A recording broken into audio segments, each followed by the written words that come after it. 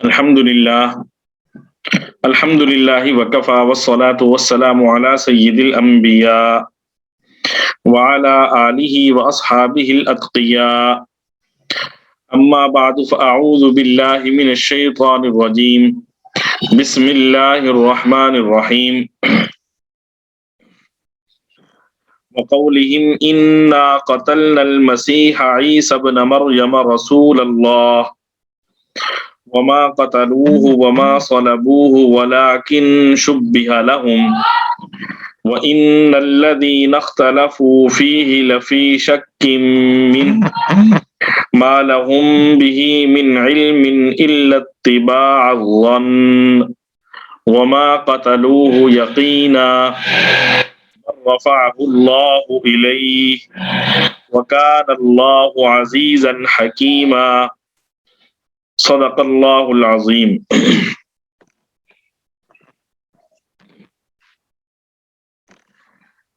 گزشتہ کل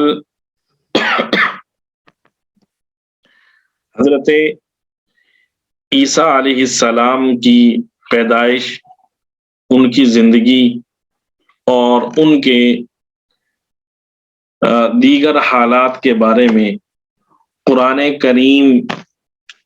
میں کیا تفصیلات بیان کی گئی ہیں وہ آپ کے سامنے عرض کی گئی تھی۔ آج کا جو سبق ہے اس میں حضرت عیسیٰ علیہ السلام کے رفع و نزول سے متعلق جو تفاصیل احادیث میں موجود ہیں وہ آپ کے سامنے رکھی جائیں گی، اور اس کے ساتھ ساتھ قادیانیوں کے اس سلسلے میں کیا ذہن ہے، کیا عقیدہ ہے، وہ بھی آپ کے سامنے رکھا جائے گا تاکہ واضح ہو جائے کہ مسلمانوں اور قادیانیوں کے عقیدے میں کیا فرق ہے۔ سب سے پہلے یہ سمجھنا چاہیے کہ مسلمانوں کا کیا عقیدہ ہے حضرت عیسیٰ علیہ السلام کے رفع و نزول سے متعلق۔ مسلمانوں کا اجماعی عقیدہ یہ ہے کہ حضرت عیسیٰ علیہ السلام کو یہود قتل نہیں کر سکے، اور حضرت عیسیٰ علیہ السلام کو یہودی صلیب پر بھی نہیں چڑھا سکے، بلکہ اللہ تعالیٰ نے ان کو آسمان پر اٹھا لیا، اور اب حضرت عیسیٰ علیہ السلام قرب قیامت میں واپس زمین پر تشریف لائیں گے۔ ہمارا یہ عقیدہ قرآن، حدیث، اجماع اور تواتر سے ثابت ہے۔ اس کے بالمقابل قادیانیوں کا عقیدہ ہے۔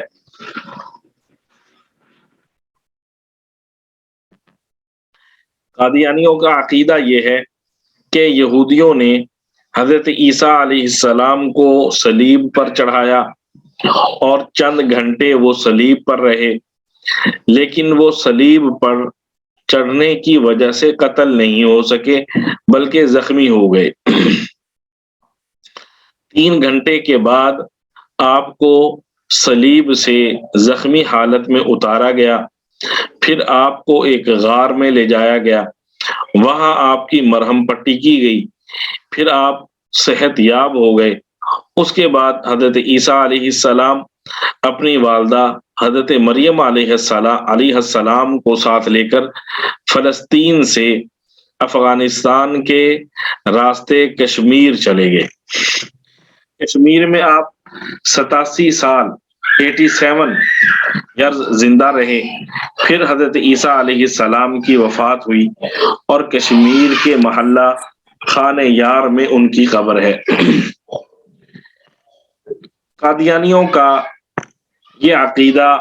نہ قرآن سے ثابت ہے نہ احادیث سے ثابت ہے، بلکہ مرزا غلام احمد قادیانی نے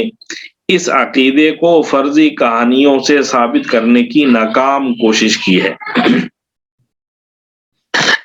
پھر مرزا غلام احمد قادیانی نے لکھا ہے کہ حیات عیسیٰ علیہ السلام کا عقیدہ رکھنا، یعنی یہ عقیدہ رکھنا کہ حضرت عیسیٰ علیہ السلام آسمان پر زندہ موجود ہیں اور قرب قیامت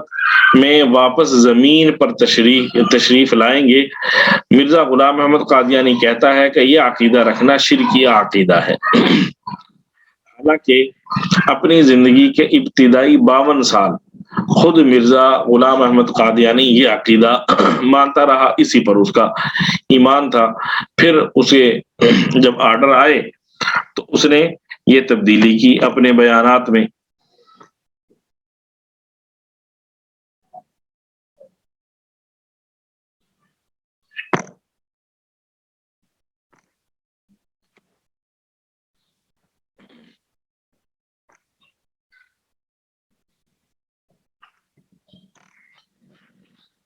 یہ تو حضرت عیسیٰ علیہ السلام کے رفع و نزول سے متعلق مسلمانوں کا اور قادیانیوں کا عقیدہ تھا۔ اسی طرح کل میں نے آپ کے سامنے ایک بات اور بھی رکھی تھی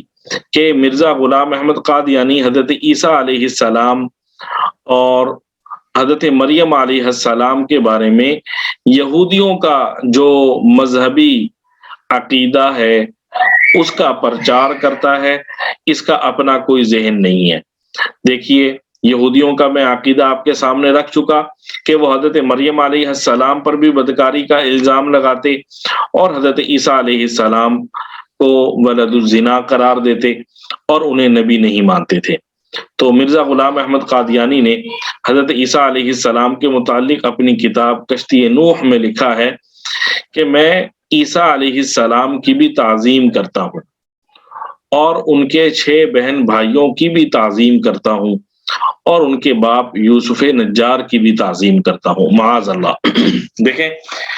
یہودیوں نے بھی یوسف نجار کا نام استعمال کیا کہ حضرت عیسیٰ علیہ السلام کے والد یوسف نجار تھے، تو یہ غلام احمد قادیانی بھی وہی بات کہہ رہا ہے۔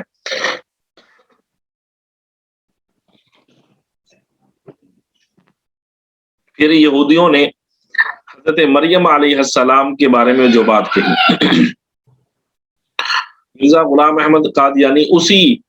بات کو آگے بڑھاتے ہوئے اپنی کتاب تریاق القلوب میں لکھتا ہے حضرت عیسیٰ علیہ السلام کی 3 نانیاں اور 3 دادیاں زناکار اور کسبی عورتیں تھیں۔ معاذ اللہ، کیسا زبان دراز آدمی ہے کہ تھوڑا سا احساس نہیں کہ کن شخصیت کے بارے میں اپنی زبان کھول رہا ہوں۔ جب قرآن نے کہہ دیا کہ حضرت عیسیٰ علیہ السلام کا کوئی باپ نہیں، وہ بغیر باپ کے پیدا ہوئے، تو دادیاں کہاں سے آ گئی؟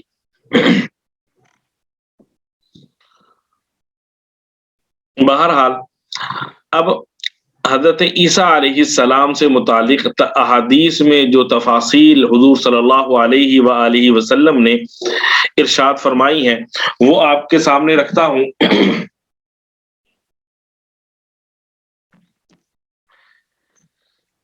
ایک حدیث میں حضرت عبداللہ بن عمر بن عاص رضی اللہ تعالی عنہ حضور صلی اللہ علیہ وآلہ وسلم سے روایت کرتے ہیں کہ آپ نے فرمایا، حضرت عیسیٰ بن مریم علیہ السلام زمین کی طرف اتریں گے، وہ نکاح کریں گے اور ان کی اولاد ہوگی اور وہ 45 سال تک اس دنیا میں رہیں گے، پھر وفات پائیں گے اور میرے پاس میرے مقبرے میں دفن ہوں گے۔ میں اور عیسیٰ بن مریم قیامت کے دن ابو بکر اور عمر کے درمیان سے ایک ہی مقبرے سے اٹھیں گے۔ یہ کتنی صاف حدیث ہے۔ حضور صلی اللہ علیہ وآلہ وسلم نے اس حدیث میں بڑی وضاحت کے ساتھ حضرت عیسیٰ علیہ السلام کے دوبارہ آنے کو بیان فرمایا، چونکہ جب حضرت عیسیٰ علیہ السلام کو آسمانوں پر اٹھایا گیا تھا اس وقت ان کا نکاح نہیں ہوا تھا، جبکہ نکاح انبیاء اکرام علیہم السلام کی سنت ہے۔ اس لیے حضرت عیسیٰ علیہ السلام دوبارہ نزول کے بعد نکاح فرمائیں گے جس سے ان کی اولاد بھی ہوگی، اور پھر نزول کے بعد حاکم بن کر 45 سال زندہ رہیں گے، اور پھر ان کی طبعی وفات ہوگی، اور پھر انہیں حضور صلی اللہ علیہ وآلہ وسلم کے روضہ مبارکہ میں دفن کیا جائے گا، جہاں آج بھی حضرت عیسیٰ علیہ السلام کی قبر کی جگہ خالی ہے۔ تو یہ کتنی صاف واضح حدیث ہے جس میں حضور صلی اللہ علیہ وآلہ وسلم نے حضرت عیسیٰ علیہ السلام کے آسمان سے نازل ہونے اور پھر اس زمین پر وفات تک جو معاملات ہوں گے ان کا خلاصہ بیان فرمایا۔ اسی طرح صحیح مسلم کی ایک حدیث ہے، اس میں حضور صلی اللہ علیہ وآلہ وسلم نے فرمایا، مجھے اس پاک ذات کی قسم جس کے قبضے میں میری جان ہے، ابن مریم مقام روحا میں حج یا عمرے کا تلبیہ پڑھیں گے، احرام باندھیں گے یا حج قران کریں گے۔ یہ حضور صلی اللہ علیہ وآلہ وسلم نے فرمایا، اور قسم کھا کر حضور صلی اللہ علیہ وآلہ وسلم فرما رہے ہیں۔ اور یہ حضرت عیسیٰ علیہ السلام کے دوبارہ آنے کی ایک بڑی نشانیوں میں سے ایک نشانی ہے کہ وہ آسمان سے ان کا نزول ہوگا اور پھر وہ حج بیت اللہ فرمائیں گے، اور پھر حضور صلی اللہ علیہ وآلہ وسلم نے صراحت کی کہ روحا نامی گھاٹی کے مقام سے وہ احرام باندھیں گے۔ اس حدیث میں حضور صلی اللہ علیہ وآلہ وسلم نے قسم کھائی ہے، اور قسم تب کھائی جاتی ہے جب کسی بات کے بارے میں شک و شبہ کو دور کرنا مقصود ہوتا ہے یا کسی بات کی اہمیت کو ظاہر کرنا مقصود ہوتا ہے۔ جبکہ ایک مسلمان کی شان تو یہ ہے کہ حضور صلی اللہ علیہ وآلہ وسلم کے ہر فرمان پر بغیر کسی شک و شبہ کے وہ آمنا و صدقنا کہہ کر سر تسلیم خم کرتا ہے۔ اب غور کا مقام ہے کہ مرزا غلام احمد قادیانی نے مختلف دعاوی میں اپنا ظاہر کیا کہ میں مسیح ہوں، مسیح موعود ہوں، جس کے بارے میں کل میں نے ایک دو پیشین گوئیاں اس کی آپ کو سنائی تھی۔ تو دیکھیں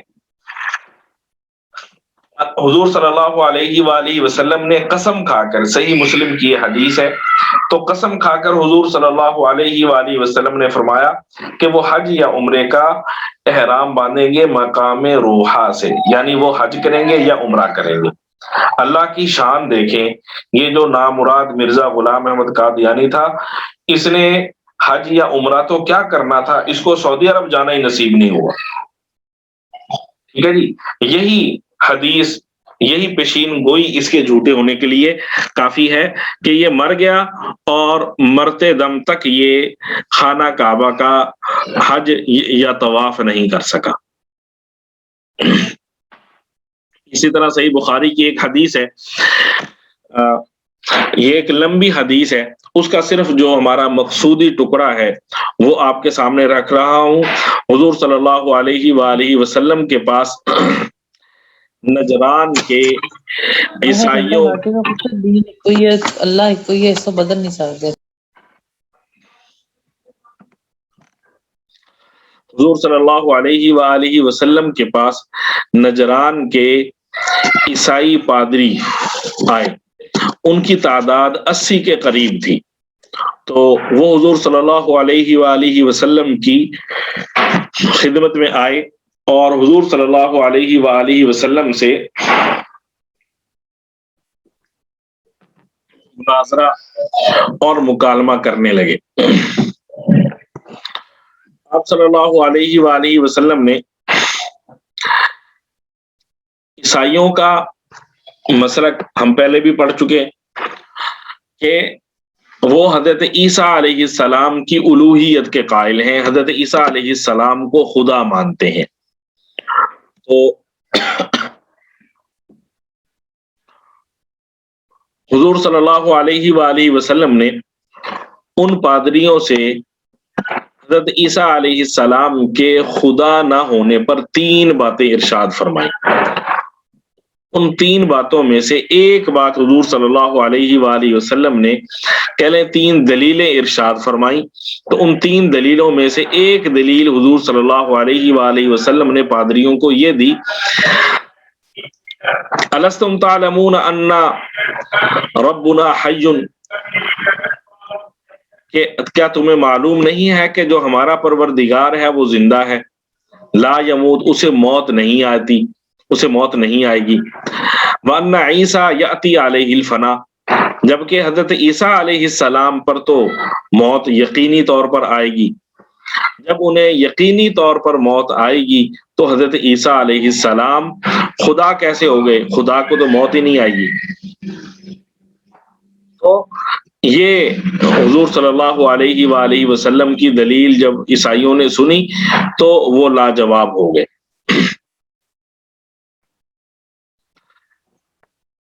اس حدیث کے اس ٹکڑے میں جو ایک قابل غور بات ہے وہ یہ کہ حضور صلی اللہ علیہ وآلہ وسلم نے حضرت عیسیٰ علیہ السلام کی وفات کا جو معاملہ ہے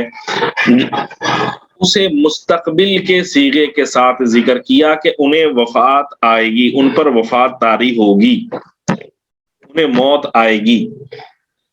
حضور صلی اللہ علیہ وآلہ وسلم نے مستقبل کا صیغہ استعمال کیا، یأتی علیہ الفنا۔ حضور صلی اللہ علیہ وآلہ وسلم نے ماضی کا صیغہ استعمال نہیں کیا۔ اگر حضور صلی اللہ علیہ وآلہ وسلم ماضی کا صیغہ استعمال کرتے تو اس کا مطلب ہوتا کہ حضرت عیسیٰ علیہ السلام کی وفات ہو گئی۔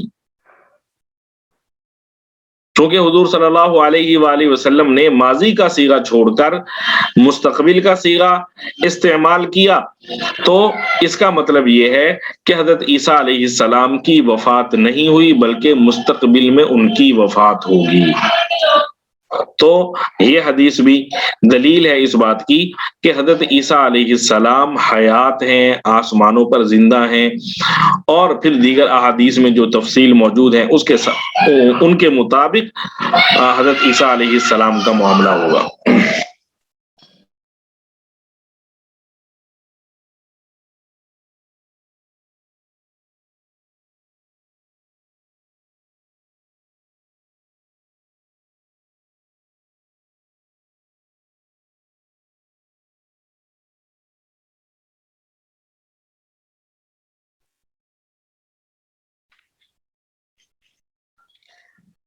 اسی طرح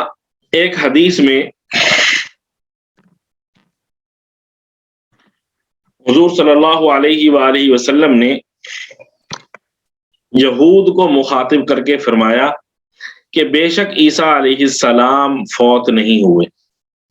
اور بے شک قیامت سے پہلے وہ تمہاری طرف واپس آئیں گے۔ اس حدیث میں حضور صلی اللہ علیہ وآلہ وسلم نے اپنے الفاظ میں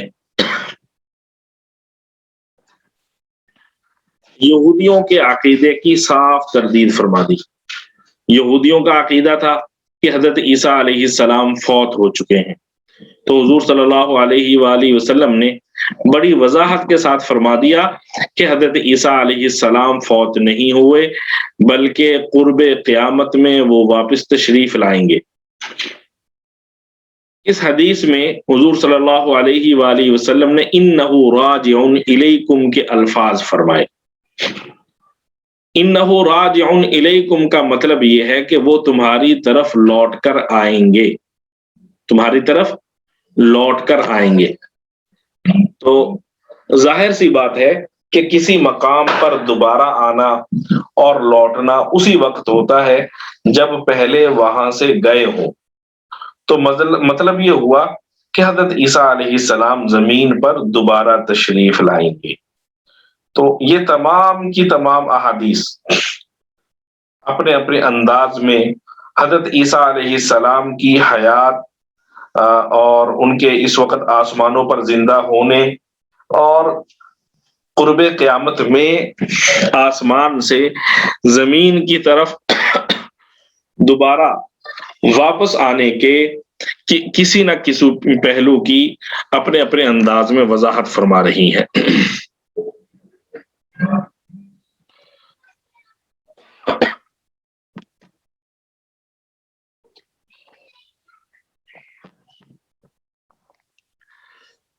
اسی طرح ایک اور حدیث آپ کے سامنے پیش کرتا ہوں۔ حضرت ابو ہریرہ رضی اللہ تعالیٰ عنہ سے مروی ہے کہ رسول اللہ صلی اللہ علیہ وآلہ وسلم نے فرمایا، تمہارا خوشی سے اس وقت کیا حال ہوگا جب ابن مریم آسمان سے تم میں نازل ہوں گے اور تمہارا امام تم ہی میں سے ہوگا، یعنی حضرت امام مہدی علیہ الرضوان کا ظہور بھی اس وقت ہو چکا ہوگا۔ اس حدیث میں حضرت عیسیٰ علیہ السلام کے آسمان سے نازل ہونے کا واضح اعلان موجود ہے۔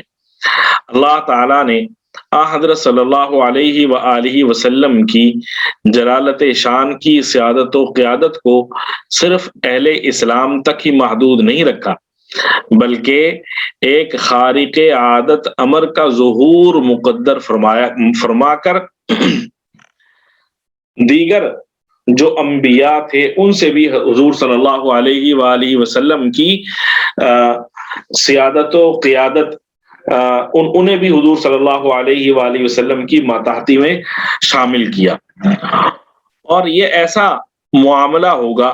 کہ جس کے سامنے موافق و مخالف، مسلمان اور اہل کتاب، ہر ایک کو خوشی سے یا ناگواری سے سر تسلیم خم کرنا پڑے گا۔ جب حضرت عیسیٰ علیہ السلام نہایت جلال کے ساتھ حضرت صلی اللہ علیہ وآلہ وسلم کے خلیفہ و نائب بن کر نازل ہوں گے، اہل اسلام کے لیے کیسا وہ قابل فخر منظر ہوگا جب بنی اسرائیل کے جلیل القدر پیغمبر حضرت عیسیٰ علیہ السلام، امام الانبیاء، خاتم الانبیاء، حضرت محمد مصطفیٰ صلی اللہ علیہ وآلہ وسلم کے امتی کی حیثیت سے نازل ہو کر آپ صلی اللہ علیہ وآلہ وسلم کی سروری و سرداری کی گواہی دیں گے۔ اس حدیث میں آپ صلی اللہ علیہ وآلہ وسلم نے اپنی امت کو اس کی اہمیت کی طرف متوجہ فرمایا ہے کہ اس وقت تمہارا اور تمہاری خوشی کا کیا عالم ہوگا جب حضرت عیسیٰ علیہ السلام تم میں نازل ہوں گے، لیکن قادیانی لوگ یہود و نصارہ کے ایجنٹ بن کر نزول مسیح علیہ السلام جیسے مبارک عقیدے کے بارے میں اہل اسلام کو گمراہ کرنے کی کوششوں میں مصروف ہے، تاکہ حضرت صلی اللہ علیہ وآلہ وسلم کی جلالت شان اہل دنیا پر ظاہر نہ ہو سکے۔ یہ چند حدیثیں تھیں جو میں نے آپ کے سامنے پیش کر دی، اس کے علاوہ بھی احادیث ہیں، لیکن ہمارے پاس وقت مختصر ہے تو اس لیے میں نے چند چیزیں آپ کے سامنے پیش کی ہیں۔ اب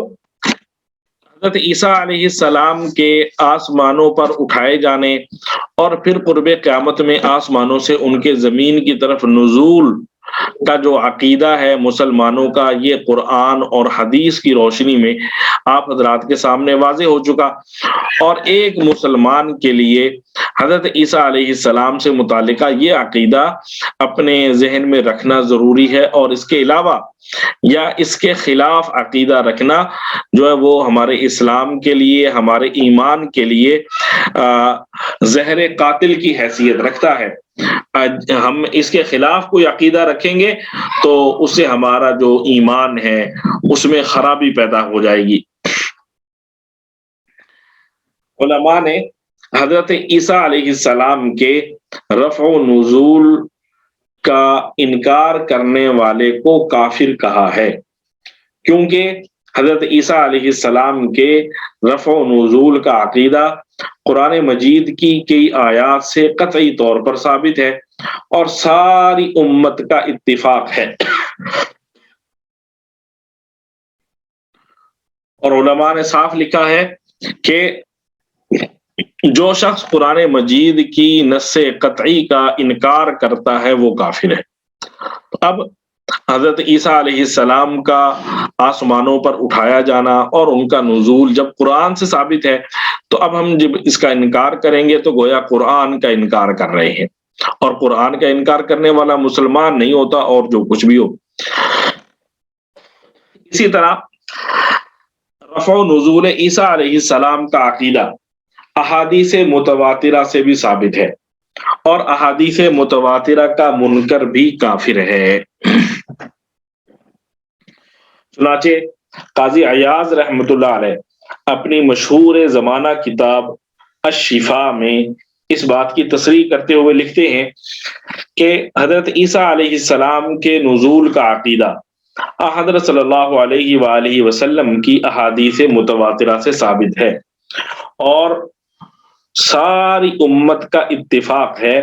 کہ جو شخص احادیث متواترہ سے ثابت شدہ کسی حکم و عقیدے کا انکار کرے وہ بھی کافر ہے۔ اسی طرح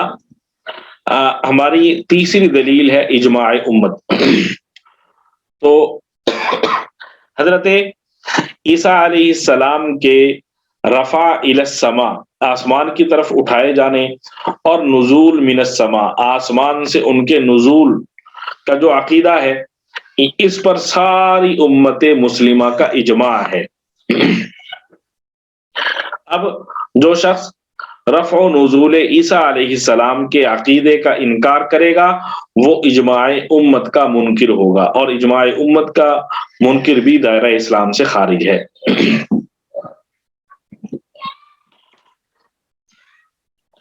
چنانچہ امام ابو محمد عبد الحق بن عطیہ اندلسی رحمہ اللہ تعالی اپنی کتاب میں لکھتے ہیں کہ امت کا اس بات پر اجماع ہے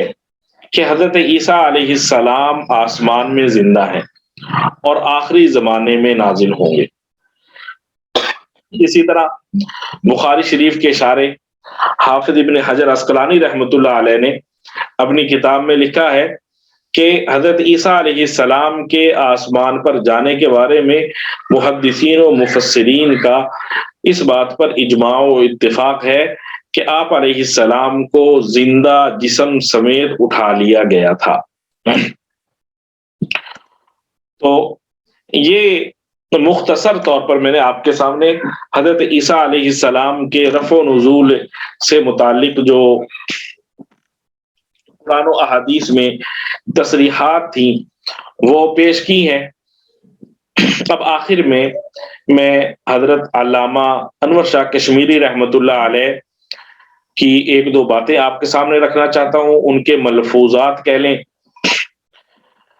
علماء دیوبند کو اللہ تعالیٰ نے یہ خصوصیت عطا فرمائی ہے کہ اس آخری زمانے میں دین اسلام پر کسی بھی طرح حملہ کرنے والے جو لوگ ہیں وہ نظریاتی طور پر ہوں یا کسی اور طرح، تو علماء دیوبند اور ان کے شاگردوں نے ان کا مقابلہ کیا ہے۔ ہمیں اس پر اللہ تعالیٰ کا شکر ادا کرنا چاہیے کہ اتنے ممالک میں مسلمان موجود ہیں اور پھر چاروں فقوں کے مسلمان ہیں، اور پھر ہماری فقہ جو ہے امام فقہ حنفی کے ماننے والے بہت سارے ممالک میں لوگ موجود ہیں۔ تو ان سب میں سے اللہ تعالیٰ نے ہمارے اکابرین کو دین کی صحیح ترجمانی کے لیے قبول کیا، یہ اللہ کا فضل ہے، ہمارا اس میں کوئی کمال نہیں۔ تو فتنہ قادیانی جب اٹھا تو سب سے پہلے جن حضرات نے فتنہ قادیانی کی تردید کے لیے فتنہ قادیانی کی تردید شروع کی وہ بھی ہمارے حضرات علماء دیوبند ہی تھے۔ تو انہی علماء میں سے ایک حضرت علامہ انور شاہ کشمیری رحمۃ اللہ علیہ ہیں، جو قادیانیوں کو قانونی طور پر کافر قرار دینے کی مہم چلی، اس کا بنیادی حصہ ایک مقدمہ تھا جو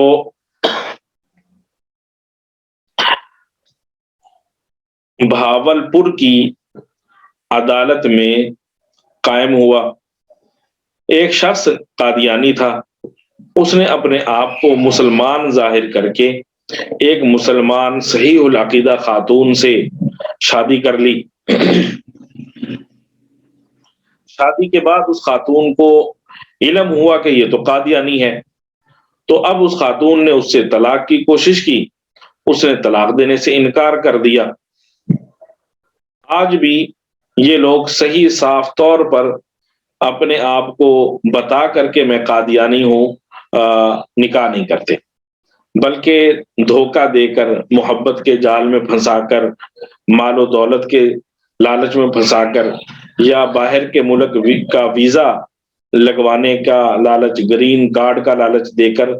ہماری اہل سنت والجماعت کی جو بچیاں ہیں ان کو ورغلاتے ہیں اور ان سے نکاح کرتے ہیں۔ پھر جب نکاح ہو جاتا ہے تو ہمارے سادہ لوگ مسلمان پھر پھنس جاتے ہیں کہ اب ہم بچی کا کیا کریں، اور بچی بھی بیچاری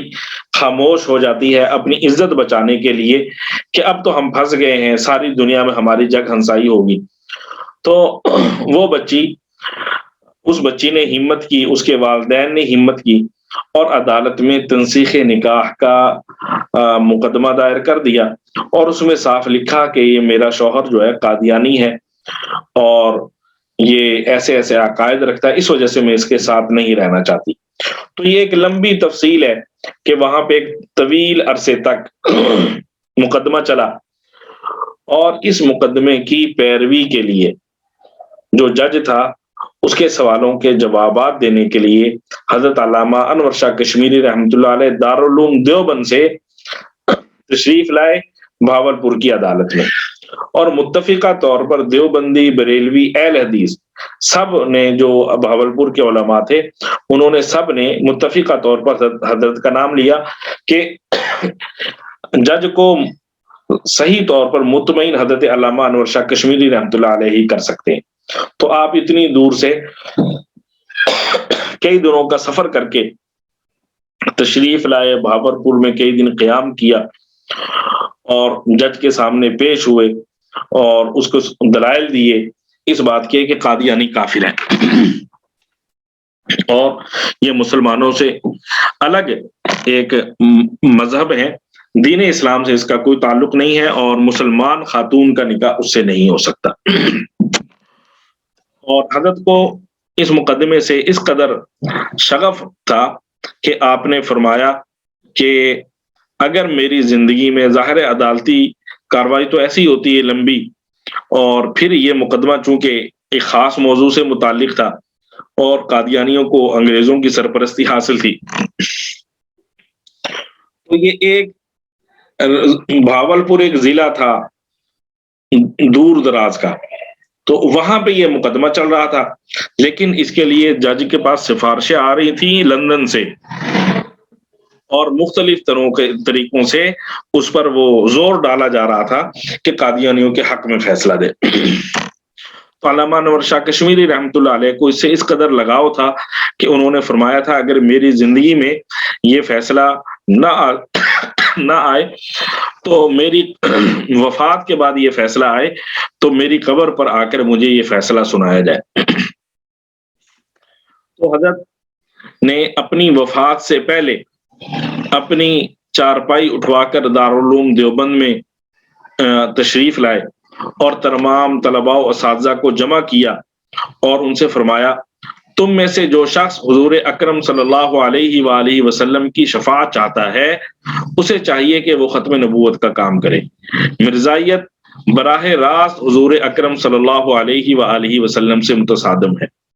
رسول اللہ صلی اللہ علیہ وآلہ وسلم کے دشمن کے سامنے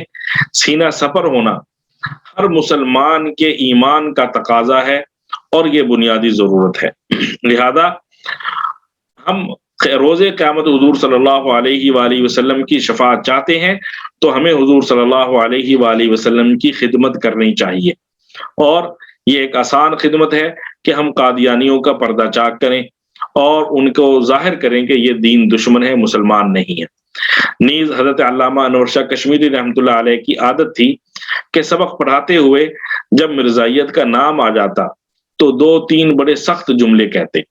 اور مرزائیت کا نام لینے کے بعد بھی 2-4 سخت جملے کہتے۔ مثال کے طور پہ کہتے لعین ابن لعین، کذاب ابن کذاب، اللہ ان کو دنیا و آخرت میں رسوا کرے۔ شاہ صاحب رحمۃ اللہ علیہ جذبات میں آ کر اس طرح کے بڑے سخت جملے کہتے تھے۔ کسی ساتھی نے عرض کی حضرت آپ جیسا نفیس الطبع انسان حدیث پڑھاتے ہوئے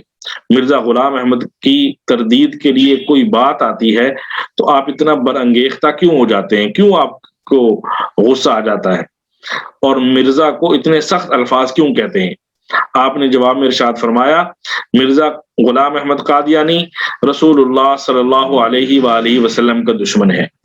تو مرزا سے جتنا بغض ہوگا اتنا ہی رسول اللہ صلی اللہ علیہ وآلہ وسلم سے قرب ہوگا۔ یہ امام وقت علامہ انور شاہ کشمیری رحمۃ اللہ علیہ فرما رہے ہیں کہ حضور صلی اللہ علیہ وآلہ وسلم کا قرب حاصل کرنے کا آسان طریقہ کیا ہے کہ ہمارے دلوں میں مرزا غلام احمد قادیانی کا بغض ہو۔ تو ہمیں مرزا غلام احمد قادیانی کے خلاف اور یہ جو مرزائی ہیں ان کے خلاف جو ہماری زندگی موقع دے، میں یہ نہیں کہتا کہ جیسے اور لوگ جو جلسے جلوس نکالتے ہیں جاتے آپ بھی ویسے نکلیں، نہیں، آپ خواتین ہیں، آپ کا احترام ہے اور آپ کا وقار ہے، آپ لوگ اس کے مطابق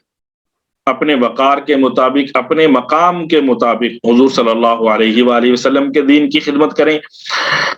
اور جو آپ کا سٹیٹس ہے اس کے مطابق رہتے ہوئے حضور صلی اللہ علیہ وسلم کے دین کی خدمت کریں،